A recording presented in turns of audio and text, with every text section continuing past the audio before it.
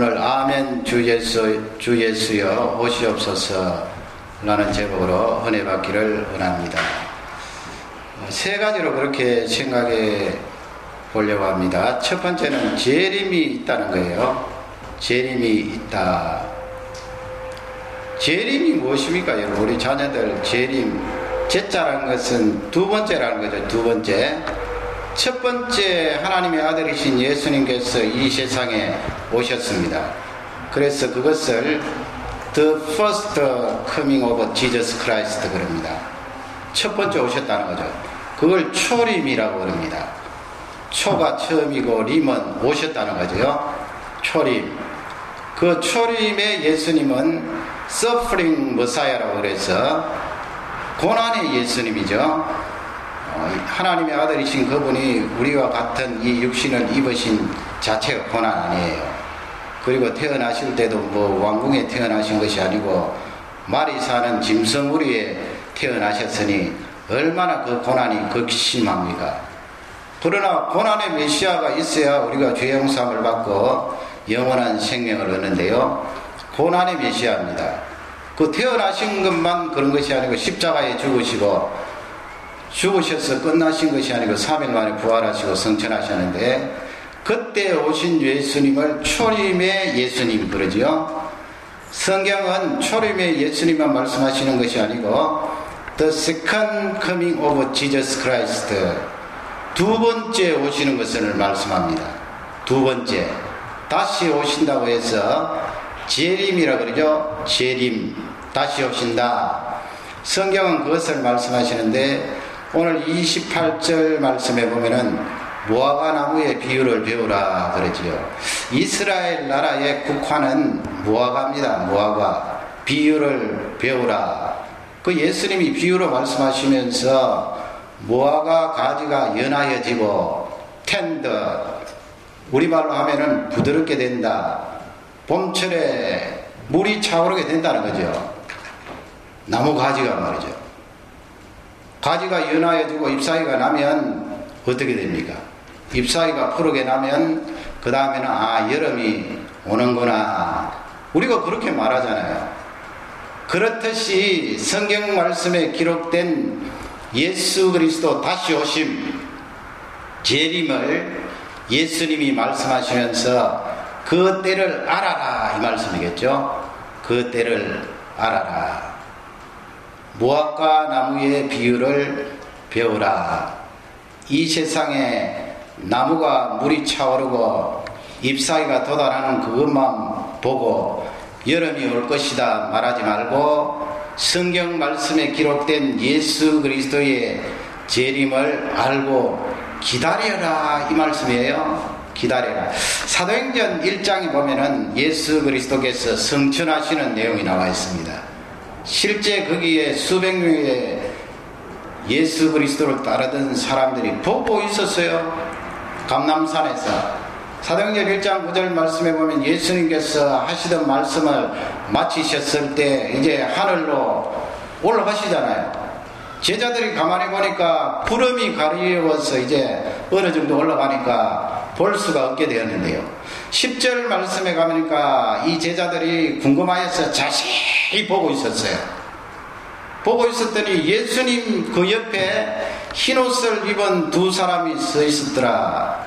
그렇게 10절에 되어 있고, 11절 말씀에 보면은 그 흰옷을 입은 두 사람이 그 가운데 한 사람이겠죠. 이렇게 말하는 거예요. 11절에 보면은 갈릴리 사람들아, 예수님의 제자들 따르던 사람, 많은 사람들이 갈릴리 출신들이 많잖아요. 갈릴리 사람들아, 어찌하여 하늘을 쳐다보느냐? 너희 가운데서 올리우신 이 예수는 너희들이 본 그대로 다시 오시리라 그랬어요. 그대로 다시 오시리라. 다시 오시리라. 임한다. 재림. 예수 그리스도께서 두 번째 오신다는 말씀이에요. 그게 여러분 성경에 기록되어 있잖아요. 전체적으로 성경을 봤을 때 예수 그리스도 초림, 십자가 지시기 위해 첫 번째 오신 그것은 구약 성경에 456번 기록되어 있어요. 얼마나 많이 기록되어 있어요. 제가 보기에는 간접적으로 기록된 것으로 따지면 더 많을 거예요. 예수 그리스도께서 이 세상에 너희들을 위하여 오신다. 456번이에요. 그리고 이 신구약 통틀어서 예수 그리스도 두 번째 오실 것을 1518번. 신구약 성경에 그래요. 신약 성경만 해도 예수 그리스도 두 번째 오실 것을 300번 이상 예언을 했어요.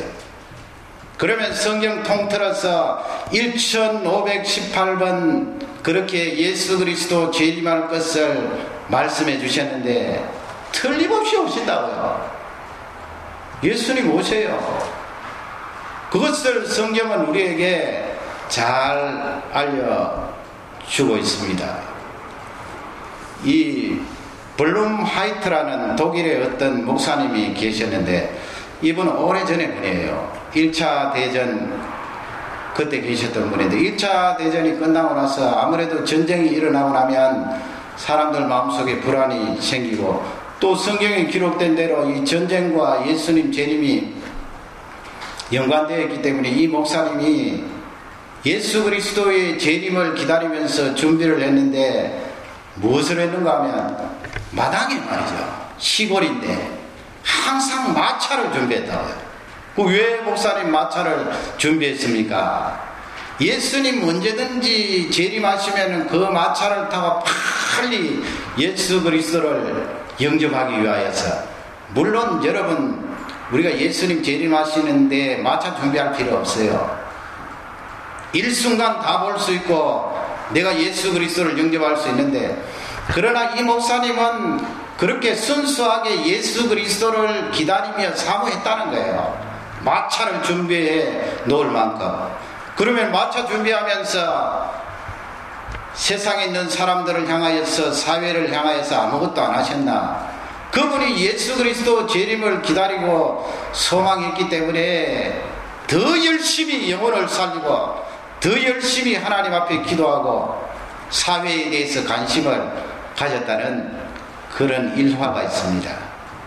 29절 말씀에 보면 그런 내용이 있죠. 우리 예수님께서 너희들이 이런 일을 보거든, 그 앞쪽에 여러분 쭉 나왔어요. 징조들.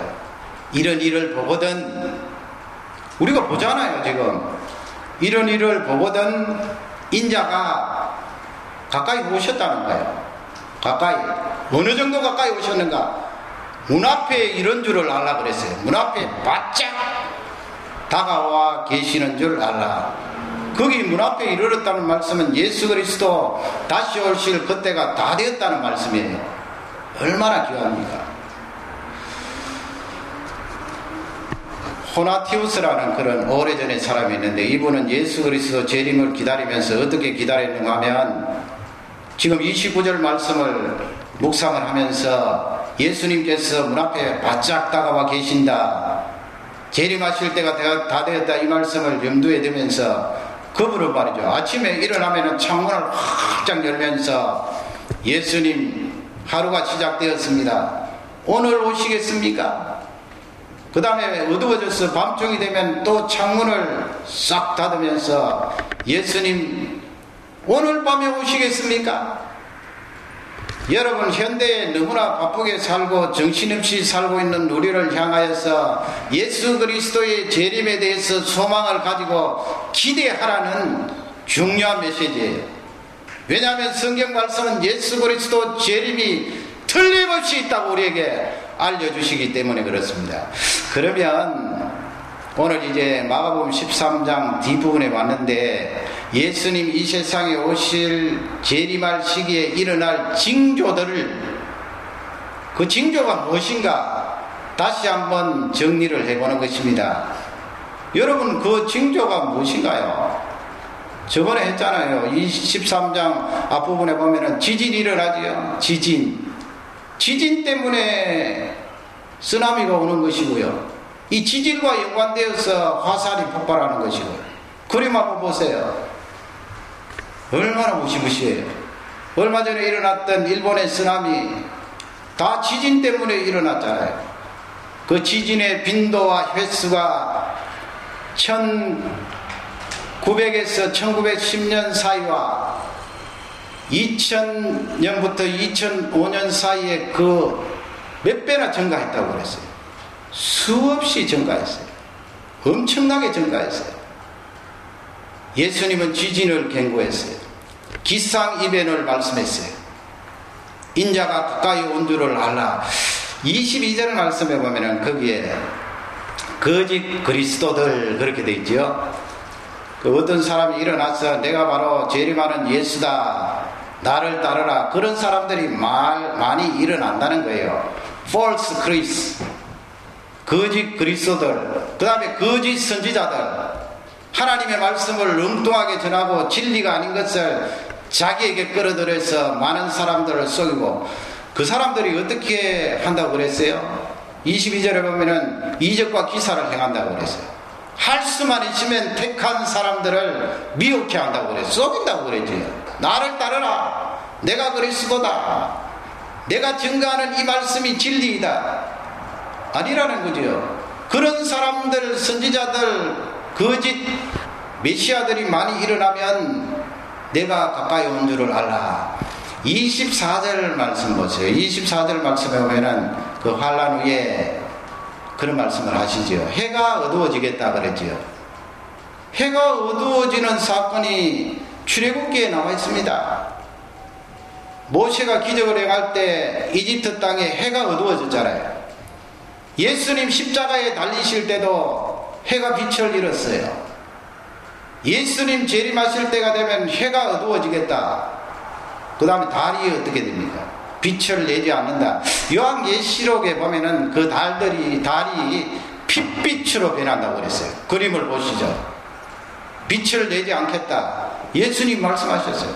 25절 말씀에 가면은 하늘에 있는 별들이 떨어진다고 말했어요.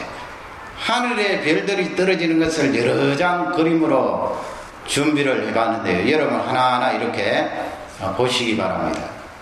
어떤 사진을 보면 하늘에 이 별들 운석이 떨어져서 그 지름이 자그마치 1km 넘는 것도 있어요. 하늘에 별들이 떨어지겠다. 그 다음에 그 25절 뒷부분에 보면 하늘의 권능이 흔들리겠다 그랬는데요. 실제적으로 이 천개의 변동이 있음을 하나님이 말씀하시는 거예요. 하나님이 이 우주를 다스리고 태양을 만드시고 달을 만드시고 별들을 만드셨는데 이런 징조를 보여주신다는 거예요. 그런 사인을 보면은 예수 그리스도 재림하실 것을 더 기대하고 소망하며 많은 믿지 않는 사람들에게 복음을 전하도록 해라, 그런 말씀이에요. 저는 그 25절 뒷부분에 보면 하늘의 권능이 흔들리겠다 그렇게 말씀을 했는데, 그건 뭐 이 천체가 어떤 이상을 일으키는 것을 말씀하겠지만은, 여러분 저번에도 말씀드렸지만 우리 사람이 생각하는 끄떡없을 것이야, 저건 영원할 것이야, 저건 누구라도 무너뜨릴 수가 없어, 저건 흔들 수 없어, 그렇게 생각하는 그 대상이 있잖아요. 그 대상으로 적용할 수도 있는 거예요. 하늘의 별들 우리 속에 다 있잖아요. 그 가운데 여러분 지금부터 약 10년 전에 어떤 일이 일어났습니까? 우리 그 이동 박사님이 근무하는 뭡니까? 월드 트레이드 센터 있잖아요. 세계 무역센터. 세계 무역센터 뭐 이 박사님이 말씀하시는데 보니까 지금부터 7, 8년 전만 해도 세계에 75만 기업이 거기에 소속되어 있다고 그러는데, 세계 무역센터 말하면 부의 상징이잖아요. 우리 사람이, 물론 미국이 그것을 주도하고 세계적인 세계의 이사들을 다 가지고 있지만은 그 세계 무역센터를 우리가 생각하면 부의 상징이에요. 미국이 세운 부의 상징. 그리고 그 건물 자체도 100층 이상 가는, 누가 감히 그것을 무너뜨릴 수 있다고 생각을 했나요? 아니, 건물 수명이 다 되어서 미국이 그 무역센터가 의논하고 결정해서 건물을 폭파시킬 수는 있겠지만은, 누가 그렇게 그 쌍둥이 빌딩을 무너뜨릴 수 있다고 상상이나 했나요? 부의 상징으로 생각하고, 하늘에 달려있는 별처럼 끄떡없고 무궁화리라고 생각했지요. 그것도 말이죠, 우리 사람이 지혜를 가지고 만든 비행기가 그렇게 했다고요. 옛날에는 여러분, 새가 하늘에 날아다니는 것을 바라보면서 우리 사람이 하늘에 날아다닐 수 있다고 상상이나 했겠어요? 하나님이 주신 그 지혜를 가지고 우리 사람이 만들어낸 걸작품이 비행기 아니에요. 비행기에서 다 출발해서 우주로 로켓을 쏘아 올리고 다 그렇게 된 거죠. 걸작품이에요. 인간을 자랑하고 뽐내고 인간이 가진 그 지식이 영원하리라 생각할 만큼 많은 사람들이 자랑했던 그 비행기가 와서 들어받았어요.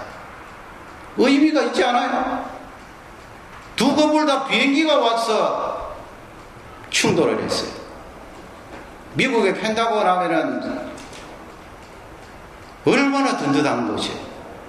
세계의 강자로서 그 무력을 가지고 세계를 다스리며 지배하려고 하는 미국 핵심 심장부 펜타곤 타격을 받았잖아요.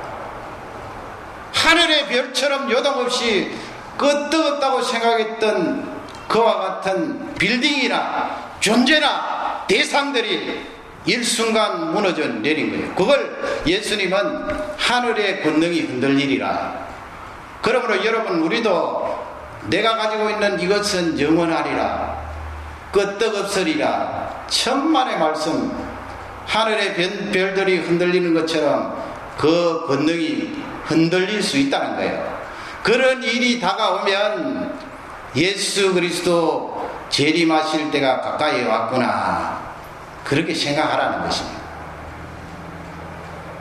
그것을 위하여 예수님께서 우리에게 징조를 주신 것입니다. 이런 징조를 바라보는 우리들에게 어떤 지진학자가 그렇게 이야기를 했어요. 여러분, 우리 살고 있는 이 밴쿠버도 안전지대는 아니잖아요. 그 LA로부터 해서 쭉 이렇게 미 캘리포니아 서부 지역으로 해서 쭉 올라오는데 지진대가 있는 곳이잖아요. 그래서 우리 자녀들 학교 가면 지진을 많이 봤거든요. 안전한 곳이 아니에요. 우리 사람은 지진을 잘 알 수가 없어요. 물론 뭐 큰 지진이 일어나기 전에 여진이 자꾸 일어나면 큰 지진이 일어나겠구나 추측은 할 수 있어도 근본적으로 우리 사람이 지진을 간파할 수는 없어요. 그러나 학자들이 이야기하기를 이 두더지 있잖아요. 두더지 그림 한번 보세요. 이 두더지가 지진을 잘 한다는 거예요.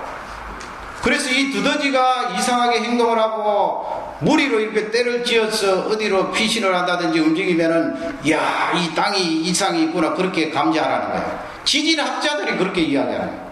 어떨 땐 뚜꺼비가 막 움직이면서 때를 지어서 어디로 이동을 하면 야, 이 땅이 이상이 있구나, 그렇게 감지하는데 우리 사람은 잘 모른다는 거예요. 땅을 디디고 살아가고 잠을 자고 일을 하고 열심히 지구에 살아가지만은 이 동물들과 곤충보다는 모른다는 거예요. 이런 우리들을 향하여서 하나님께서 세 번째로 주신 메시지는 깨어 있으라는 거예요. 깨어 있으라. 깨어 있어야 된다. 정신을 바짝 차리고 깨어 있거라. 그것을 예수님은 우리에게 당부를 합니다. 몇 번 당부를 하시는가 하면 33절에서 37절 사이에 36절만 쏙 빼고 어떻게 해요? 깨어 있으라, 깨어 있으라, 깨어 있으라, 깨어 있으라. 계속해서 강조하는 거예요. 깨어 있으라. 33절 보세요. 주의하라, 깨어 있으라. 그날을 알지 못하기 때문이다 그랬죠. 여러분, 예수님이 이 세상에 오실, 강림하실, 재림하실 그날을 우리가 어떻게 압니까? 징조를 보고 알 수는 있지만은 정확한 때는 모르는 거예요. 그러기에 너희들이 징조를 보거든 조심하라는 거예요. 그리고 깨어있으라. 그때는 모른다. 그러면서 33~4절부터 예수님이 비유로, 이제 패러블이라고 그러죠. 비유로 말씀을 하시는데, 어떤 한 사람이 집을 떠나서 다른 나라로 이제 가게 되는데 말이죠. 요즘 같이 뭐 비행기를 타고 가면은 다른 나라 가는 것이 뭐 그렇게 어렵겠어요. 그러나 예수님 당시에 다른 나라 간다는 것은 자기가 하고 있던 모든 일들을 그만두고 가야 되잖아요. 그러니 이 주인이 종들을 불러서 권한을 주었지요. 각각 그 사물을 맡겼어요. 그리고 특히 문지기에게 뭐라고 말합니까? 깨어있으라. 깨어있어. 깨어있으라. 그리고 36절 말씀에 가면 또 한 번 당부하세요. 호련히 그랬는데 그 말씀은 갑자기예요. 갑자기. coming suddenly. 갑자기 주인이 와서 너희들이 잠자고 있는 것을 보지 않도록 해라 그랬어요. 잠자고 있다는 게 뭐예요? 하나님을 믿는 사람이 깨어서 기도하면서 예수 그리스도의 재림을 기다리고 사모해야 되는데 계속해서 잠자고 있는 상태를 말해요. 어떻게 돌아가고 있는지 모르는 상태를 말해요. 깨어있으라. 37절 말씀에 가면 다시 한번 당부하죠. 예수님께서 깨어있으라 말씀하시면서 이 말은 모든 사람들에게 하는 말씀이라고 그랬어요. 모든 사람들. 나 혼자만 아니고요. 특정한 사람에게만 아니고요. 말씀을 전하는 증거하는 선지자에게만 말씀하신 것이 아니고, 믿음 좋은 사람에게만 말씀하신 것이 아니고, 이 세상에 있는 모든 사람들에게 하시는 말씀이에요. 깨어있으라. 다시 35절 말씀으로 가면 우리 예수님이 한 번 더 당부하죠. 깨어있으라 말씀하죠. 깨어있으라. 왜 깨어있어야 됩니까? 집 주인이 저물 때 오실런지, 밤중에 오실런지, 딸기 울 때 오실런지, 새벽에 오실런지 모르기 때문에 깨어있으라는 말씀이에요. 예수 그리스도의 재림은 틀림없이 있는데 깨어있을 것을 말씀하고 있는 것입니다. 깨어있으라 말씀하세요. 공부하는 학생도 깨어있고, 사업하는 비즈니스맨도 깨어있고, 직장 생활하는 사람도 깨어있고, 가정주부도 깨어있고, 핑계대지 말고 깨어있으라는 말씀이에요. 그것을 예수님이 강조하시는데, 마태복음 24장에 보면은 이 마가복음에 없는 내용들을 거기에 말씀하고 있는데요. 마태복음 24장 37절 말씀에 가면은 노아의 때와 같이 인자의 임함도 그와 같으리라 그랬어요. 그러하리라. 거기 인자는 예수님이죠. 다시 풀어서 말씀드리면 노아의 때와 같이 예수 그리스도께서 다시 오실 재림도 같다는 말씀이에요. 그러면 노아의 때에 어떻게 했는데요? 마태복음 24장 38절 말씀에 보면 홍수 전에 노아가 방주에 들어가는 날까지 사람들이 먹고 마시고 장가가고 시집 갔다고 그랬어요. 39절 말씀에 가면 홍수로 멸하기까지 깨닫지 못했더라 그랬어요. 깨닫지 못했더라. 깨달으라는 말씀을 우리에게 말씀하시면서 노아 시대에 있었던 그 일을 우리에게 알려주시고 있는 내용이에요. 경종을 울리고 계시는 내용이에요. 그러면 여러분 38절 말씀에서 사람들이 먹고 eating, 마시고 drinking, 장가가고 marrying, 시집가고 giving in marriage, 이건 우리 사람이 가지고 있는 기본적인 분리 아니에요. 먹는 게 뭐가 잘못됐나요? 마시는 게 뭐가 잘못되었나요? 처녀 총각이 장가가는 것 뭐가 잘못되었나요? 시집가는 건 뭐가 잘못되었나요? 거기서 주시는 메시지가 뭐예요? 인생의 첫 번째 목표가 거기에 오면 안 된다는 거예요. 내가 먹는 것이 인생의 첫 번째입니까? 내가 마시는 것이 인생의 첫 번째, 물론 뭐 갈증이 나고 배가 고프면 먹어야 되죠. 그걸 말씀하는 거 아니에요. 장가가는 것이 인생의 첫 번째입니까? 시집가는 것이 인생의 첫 번째입니까? 아니에요. 그걸 첫 번째로 두고 인생을 살아가면 예수 그리스도의 재림을 놓친다는 거예요. 노아 시대에 멸망을 받았던 많은 사람들이 인생을 거기에 걸었던 거예요. 먹는 것에 인생을 걸었다는 거예요. 마시는 것에 인생을 걸었다는 거예요. 장가가는 것에 인생을 걸었다는 거예요. 시집가는 것에 첫 번째로 걸었다는 거예요. 그럼 어떡하라는 말이냐? 깨어있다는 말씀은 하나님 아버지, 내가 지금 먹고 있는 것도 하나님을 위해서입니다. 하나님이 나에게 주신 사명을 위해서입니다. 내가 마시는 것도 하나님을 위해서입니다. 하나님이 나에게 주신 일들을 감당하기 위해서입니다. 사도 바울은 그러므로 너희가 먹든지 마시든지 살든지 죽든지 다 하나님의 영광을 위하여 하라.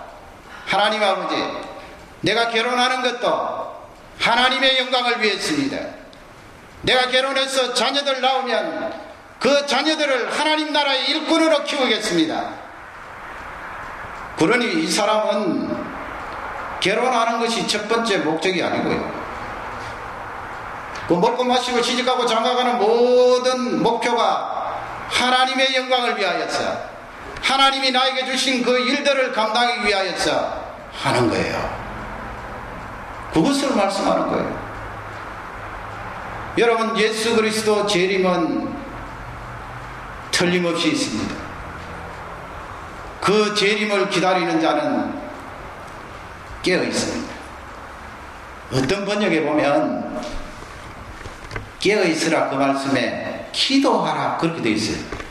And pray, 기도하라. Be watchful and pray. 깨어있는 게 기도하는 거예요.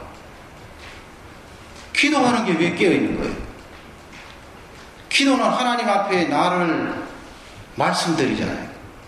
교제하잖아요. 하나님 아버지, 제가 이렇습니다. 이렇게 사명을 감당하기를 원합니다. 그게 깨어있는 거예요. 아이를 키우면서도 기도하는 거예요. 부이잡고. 마음이 없어서 그렇지 왜 기도를 못해요? 직장에 다니면서도 기도하는 거예요. 마음이 없어서 기도를 못하는 거죠.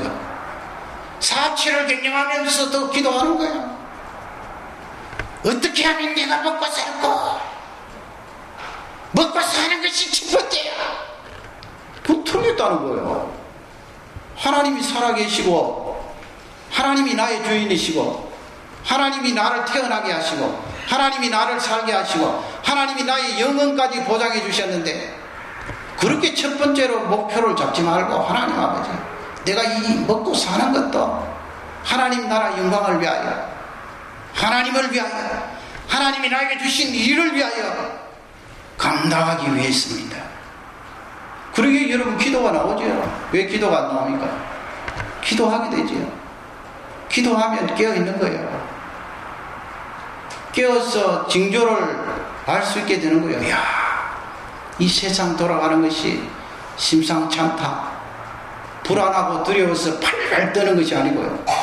도리어 그런 사람에게, 기도하는 사람에게는 세상을 바라보며 소망이 들어오고, 세상을 바라보며 꿈이 들어오고, 사람들을 바라볼 때 하나님과 연관지어서 그 생명들을 생각하는 능력이 임하는 줄 확신합니다. 깨어있는 종들이 되시기를 주님의 이름으로 축원합니다. 이 세상은 영원하지 않습니다. 영원하다고 생각하는 것은 내 생각이 잘못되어서 그럽니다. 영원하지 않는 세상을 하나님께서 그 영원 끝에 우리도 살 수 있도록 생명을 주시고 은혜를 주신 하나님을 찬양합니다. 영원하지 않다는 말씀은 내가 멸망을 당한다는 말씀이 아니에요. 다시 더 좋은 세계에서 부활하여서 영원토록 사는 그 은혜가 임한다는 귀한 말씀입니다. 이 말씀이 축복이 되기를 주님의 이름으로 축원합니다. 우리 다 같이 기도하시겠습니다.